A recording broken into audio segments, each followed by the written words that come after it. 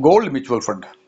इस फंड ने पिछले एक वर्ष में 18% से अधिक का रिटर्न दिया है और कुछ फंड हाउस ने ये 19 और 20% के बीच में रिटर्न दिए हैं एक वर्ष में, जैसे IDBI, SBI, ABSL, ICICI का सेविंग गोल्ड प्लान।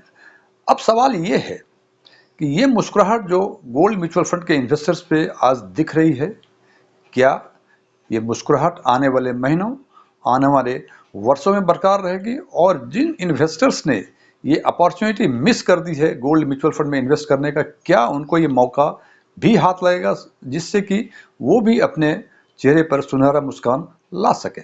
इस सवाल का जवाब पाने के लिए हमें कुछ हिस्टोरिकल फैक्ट्स के बारे में जानना पड़ेगा। तो चलिए सबसे पहले बात करते हैं हम उसके कुछ हिस्टोरिकल फैक्ट्स के बारे में।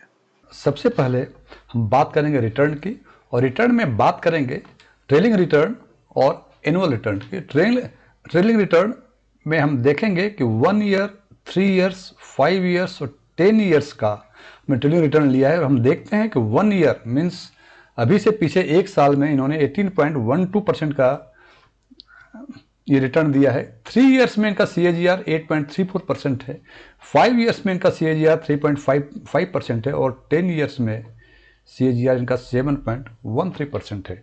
मैं अभी कुछ कंक्लूड नहीं कर रहा हूं, but it appears from this historical data कि 10 साल का CAGR 7.13%। यदि हम म्यूचुअल फंड में इन्वेस्ट करेंगे तो हम चाहेंगे कि इससे बेहतर रिटर्न मिले। 7.13 for 10 years CAGR is not appreciable, ये बहुत बेहतर नहीं दिख रहा है। अब बात करते हैं एनुअल रिटर्न की। एनुअल रिटर्न हमने पिछले 10 साल का लिया है और इसमें कई पैरामीटर्स लिए हुए हैं। सबसे पहला पैरामीटर है कि पिछले 10 साल में इन्होंने केवल 3 ही साल नेगेटिव रिटर्न दिया है। वो साल है 2014, 15 और 21। और इन 10 सालों में मीन्स 14 से लेके 22 तक के में हाईएस्ट रिटर्न दिया है 2020 में इन्होंने, जो कि 26.38% था। और सबसे कम रिटर्न इन्होंने 2015 में दिया है, जो कि -8.34% था। अब आगे बात करते हैं हम कुछ फैक्ट्स की, कुछ प्रूवन फैक्ट्स की। कि एक प्रोवर्ब है कि gold shines when the things are not right. I again repeat, the gold shines when things are not right. Not right means run away inflation, steep hike in rates, fears of recession. सीधे साफ शब्दों में, यदि inflation पे कोई नियंत्रण ना हो, ये भी थिंग्स राइट नहीं होने का एक कारण है, एक सिम्टम है। Steep hike in rates, rates में स्टीप हाइक हो, इंटरेस्ट रेट बढ़ादार हो बाजार का, और फियर्स ऑफ रिसेशन मतलब मंदी की आशंका हो।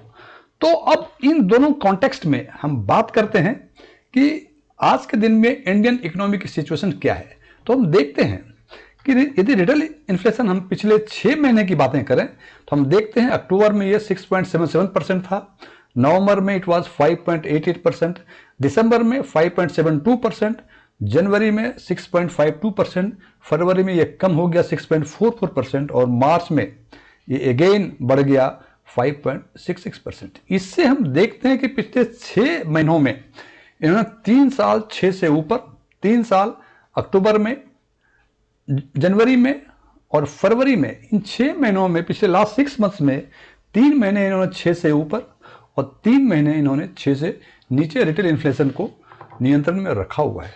मैं बता दूं इसका बैकग्राउंड।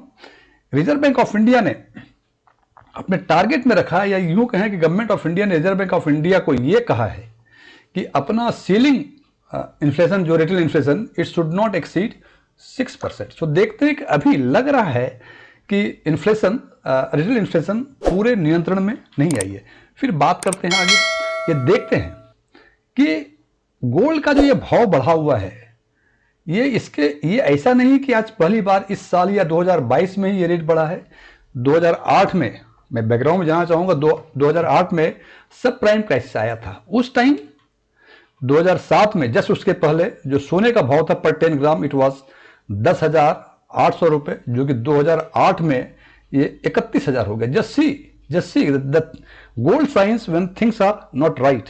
2008 में सब प्राइम क्राइसिस आ गए थे, स्टार्ट हुए थे 2007 से ही। Things were not right, so gold का रेट 10,800 से लेके 31,000 पे आ गया।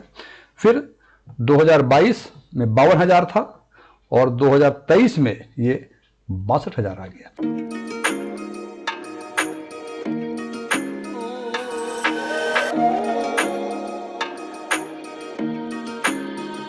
अब हम फिर अपने पुराने सवाल पे आते हैं कि क्या चेहरे की मुस्कुराहट बरकरार रहेगी। इसके लिए फिर हम पिछले फैक्ट्स पे, हिस्टोरिकल फैक्ट्स पे जाते हैं, जहाँ कि हमने देखा कि पिछले 6 महीने में रिटेल इन्फ्लेशन अपने लिमिट से 6 महीने में से 3 बार लिमिट से ऊपर रही और 3 बार नीचे रही। इससे ऐसा लगता है कि reserve bank of India retail inflation पे नियंत्रण करने में पूरी तरह सक्षम अभी तक नहीं हुई है। And things are not going right. यदि things are not going right और ये बात सच है कि आरबीआई रिटेल इन्फ्लेशन में कंट्रोल नहीं कर पा रही है, इसका मतलब चेहरे पर ये मुस्कुराहट बरकरार रहेगी, बिकॉज ये प्रूवन फैक्ट है, when the things are not going right gold always shines. लेकिन दूसरी तरफ एक बातें और देखने को मिली है कि इंडियन इकोनॉमी में रिकवरी के लक्षण आने शुरू हो गए। ये दोनों ही फैक्ट्स एक दूसरे के उल्टे हैं। सो इस कंडीशंस में ये कहना बहुत डिफिकल्ट है कि ये मुस्कुराहट ये चेहरे पर बरकरार रहेगी या नहीं रहेगी। लेकिन यदि हम अप्रैल 2023 के मॉनेटरी पॉलिसी कमेटी के मीटिंग के बारे में बातें करते हैं तो हमने देखा कि कई सारे विशेषज्ञ ने ये उम्मीद किया था कि रेपो रेट में बढ़ोतरी होगी, लेकिन रिजर्व बैंक ऑफ इंडिया ने रेपो रेट में कोई बढ़ोतरी नहीं की और अगली एमपीसी इनकी जून में होने वाली है। उसमें हमें देखना है कि रिजर्व बैंक ऑफ इंडिया क्या रुख अपनाती है।